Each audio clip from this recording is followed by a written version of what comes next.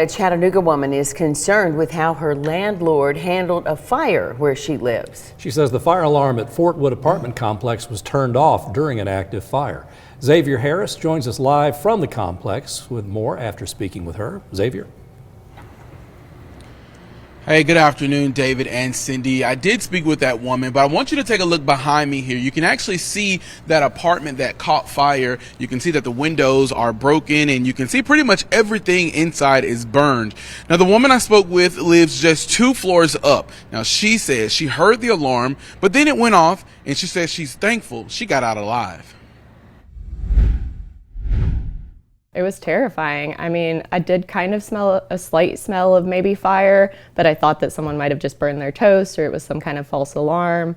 But it wasn't. Friday morning, just after 8 o'clock, the fire alarms went off at Fort Wood apartment complex. So the alarm went off, and it just went off for maybe a minute or two, maybe not even a full minute. After the alarms went off a second time, Rachel Crow says she got her pets and went outside.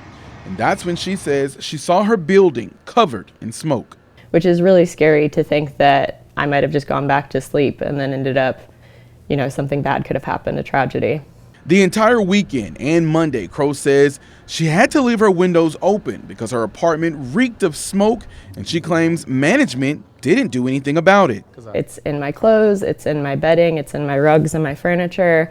I went out to lunch with a friend yesterday, and I brought a backpack that had just been sitting in my room, and she immediately was like, "Oh, it smells like smoke." However, in an email from the complex, residents were told if there was any damage to personal property, tenants should file a claim directly with their renter's insurance company.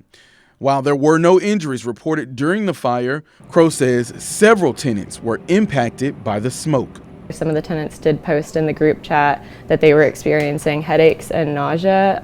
A couple of people did go to the ER, and they were put on oxygen treatments. She says trying to get the scent of smoke out of her apartment has been difficult, and the property manager hasn't been helpful. I emailed them Friday evening, and I asked if I could have a new air filter to put into my AC unit because I noticed that mine was black with soot and smoke. And they sent me an auto reply that said they were out of office for the weekend. Now, we have, at this time, the cause of fire has yet to be determined, but we did get a statement from the property manager, and you can find that full statement on our Local 3 website. But in the meantime, property managers tell me they're waiting for an official cause of fire from the fire officials before they can move forward to helping those who were impacted. Now, we've also placed a GoFundMe link for the family that was whose home this is that burned down. If you'd like to help them, you can visit that on our Local 3 app. For now, we're live in Hamilton County. I'm Xavier Harris, Local